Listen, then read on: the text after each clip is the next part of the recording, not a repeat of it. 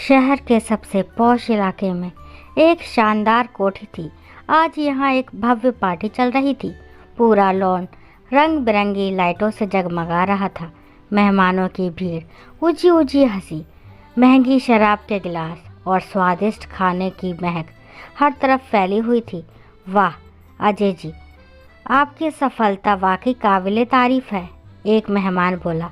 हाँ भाई, गांव के एक छोटे से घर से निकलकर डिप्टी कलेक्टर बनना कोई मजाक नहीं, दूसरे ने कहा। अजय वर्मा ने घमंड से गर्दन हिलाई। उसे अपनी सफलता पर नाज था। तभी बाहर गेट पर एक कमजोर झुकी हुई बूढ़ी औरत खड़ी थी। उसकी आंखों में आंसू थे, चेहरे पर थकान थी और पैर धूल मिट्टी से सने हुए थे। वह कांपते हाथों से गेट पर खड़े गार्ड से कुछ कह रही थी। बाबू, मैं अजय की माँ हूँ, मुझे उससे मिलना है। उसकी आवाज़ धीमी और कांपती हुई थी। गार्ड ने घृणा से उसे देखा और भड़क उठा। चल चल यहाँ से भाग, तेरा बेटा अब बड़ा आदमी बन गया है, तुझ जैसी गंवार औरत से मिलने की फुर्सत नहीं है। कमला देवी की आंखों से आंसू टपक पड़े। मेरा ही बेटा है बाबू, एक बार मिल लेने दो। लेकिन गार्ड ने धक्का देकर उसे बाहर कर दिया। अंदर पार्टी में अजय माइक पकड़कर भाषण दे रहा था। माँ बाप भगवान के समान होते हैं, हमें उनका सम्मान करना चाहिए। तभी एक शोर उठा, अरे देखो, कोई बूढ़ी औरत बाहर कुत्तों की जूठन खा रही है। सन्नाटा छा गया। हर कोई भागकर गेट की तरफ गया। अजय भी ये सुनकर बाहर आया और जैसे ही उसने देखा, माँ! कमला देवी फटे पुराने कपड़ों में जमीन पर बैठी थी। उसके हाथ में कुत्तों की जूठन थी जिसे वह धीरे धीरे खा रही थी। अजय की आंखें फटी रह गई, उसके कान सुन्न हो गए। उसकी माँ, उसकी जन्म देने वाली माँ कुत्तों की जूठन खा रही थी। पूरे माहौल में सन्नाटा था। और फिर माँ बोली, बेटा, भूख बहुत लगी थी, नौकरों से खाना मांगा लेकिन उन्होंने भगा दिया। पेट बहुत जल रहा था तो सोचा कुत्तों के लिए ही सही कुछ तो मिलेगा। अजय की आंखें शर्म से झुक गई। वह कुछ बोल नहीं पा रहा था।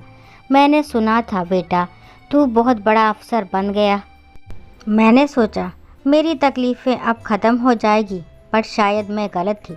लोग फुसफुसाने लगे, क्या यही है अजय वर्मा जो माँ बाप के सम्मान की बातें कर रहा था? अजय का चेहरा सफ़ेद पड़ गया था। उसके हाथ कांपने लगे थे। उसकी माँ, जिसने उसे पाला पोसा, जिसने अपनी भूख मारकर उसे खिलाया, आज वही माँ भूख से तड़पकर कुत्तों की जूठन खाने को मजबूर थी। चारों तरफ खड़े मेहमान फुसफुसाने लगे, कैसा बेटा है ये? माँ यहाँ भूखी मर रही थी और ये अफसर बनकर पार्टियाँ दे रहा है। अरे ये वही अजय वर्मा है जो माँ बाप के सम्मान पर भाषण दे रहा था। अजय को लगा जैसे उसकी दुनिया उजड़ गई हो। उसकी प्रतिष्ठा, उसका सम्मान सब धूल में मिल गया था। माँ! वह घुटनों के बल गिर पड़ा। कमला देवी की आंखों में आंसू थे लेकिन उन्होंने अजय की तरफ देखा भी नहीं। लोगों की भीड़ लग गई। सब माँ बेटे के इस दृश्य को देखकर हैरान थे। तभी एक पत्रकार ने कमला देवी से पूछा, माँ, आखिर ऐसा क्या हुआ कि आपको अपने ही बेटे के घर के बाहर कुत्तों की जूठन खानी पड़ी? कमला देवी ने दर्द भरी मुस्कान के साथ अपनी कहानी सुनानी शुरू की। बेटा, मैंने अपनी पूरी ज़िंदगी इस पर न्यौछावर कर दी। दूसरों के घरों में चौका बर्तन किया, खेतों में मजदूरी की, कई रातें खुद भूखी रहकर इसे खाना खिलाया। लेकिन जब ये बड़ा अफसर बना तो इसकी बीवी को मैं बोझ लगने लगी। भीड़ में खड़ी नीता, अजय की पत्नी, ये सुनकर तमतमा उठी।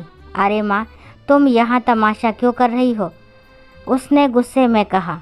लेकिन अब कमला देवी रुकने वाली नहीं थी। जब मैं बीमार पड़ी तो इस घर में मेरी कोई जगह नहीं रही। मुझे एक छोटे से कमरे में डाल दिया गया। धीरे धीरे वह कमरा भी छीन गया। फिर एक दिन बहू ने कह दिया, अब इस बूढ़ी औरत को यहाँ रहने की ज़रूरत नहीं। और मेरा बेटा, जो मेरी हर बात मानता था, उसने भी कुछ नहीं कहा। मुझे घर से निकाल दिया गया। अजय की आंखों से आंसू गिरने लगे। उसे अपने हर जुल्म की याद आने लगी। कमला देवी की कहानी सुनकर भीड़ गुस्से में भर गई। शर्म करो अजय, तुम जैसे लोग अफसर बनने के काबिल नहीं।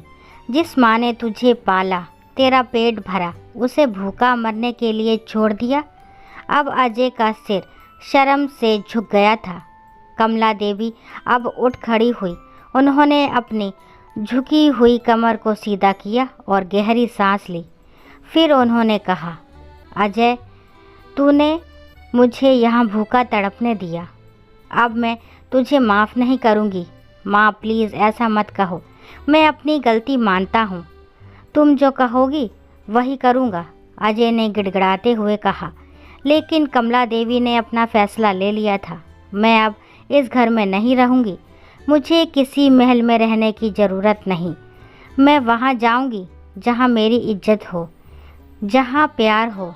फिर उन्होंने भीड़ की तरफ देखा और कहा, जो लोग सोचते हैं कि माँ बाप बोझ होते हैं, वे ये मत भूलें कि जिस दिन माँ बाप की बद्दुआ लगेगी, उस दिन तुम्हारा घमंड चूर चूर हो जाएगा।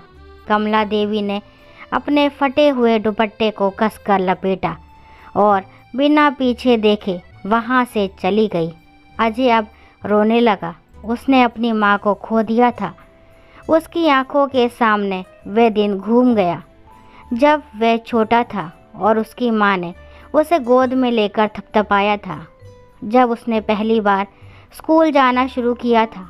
जब उसकी माँ ने उसकी पहली सैलरी पर मिठाई बांटी थी। आज सब कुछ खत्म हो गया था। नीता गुस्से में बोली, ये ड्रामा बंद करो अजय। माँ चली गई, अब हमें अपनी इज्जत बचानी है। अजय ने गुस्से से नीता की तरफ देखा और चिल्लाया, चुप रहो। मेरी माँ को मैंने खो दिया, लेकिन अब और गलतियाँ नहीं करूँगा। अब मुझे कोई फ़र्क नहीं पड़ता कि लोग क्या कहेंगे। मैं अपनी माँ को ढूंढने जा रहा हूँ। लेकिन जब अजय माँ को ढूंढने निकला, तब तक बहुत देर हो चुकी थी। वह गलियों में, मंदिरों में, आश्रमों में माँ को खोजता रहा, लेकिन माँ कहीं नहीं मिली। एक दिन अजय को खबर मिली कि एक अनाथालय में एक वृद्ध महिला ने दम तोड़ दिया। जब वह वहाँ पहुँचा तो देखा वह उसकी माँ थी। उनका चेहरा शांत था, लेकिन उनका दर्द साफ झलक रहा था। अजय ने उनकी चप्पलें अपने सीने से लगाई और फूट फूट कर रोने लगा। माँ, मैं बहुत बड़ा पापी हूँ, मुझे माफ़ कर दो प्लीज़ माँ। लेकिन अब कोई जवाब नहीं आया। माँ हमेशा के लिए सो चुकी थी। माँ बाप भगवान का रूप होते हैं, उन्हें कभी मत ठुकराओ, वरना उनकी बद्दुआ तुम्हारी ज़िंदगी तबाह कर देगी। आशा करती हूँ ये कहानी आपको ज़रूर पसंद आई होगी। अगर कहानी पसंद आती है तो प्लीज़ मेरे चैनल को लाइक, शेयर, सब्सक्राइब करना ना भूलें। और इस कहानी के बारे में आपके क्या विचार है, कमेंट बॉक्स में ज़रूर बताएं। कहानी को लास्ट तक सुनने के लिए थैंक यू। राम राम, राधे राधे।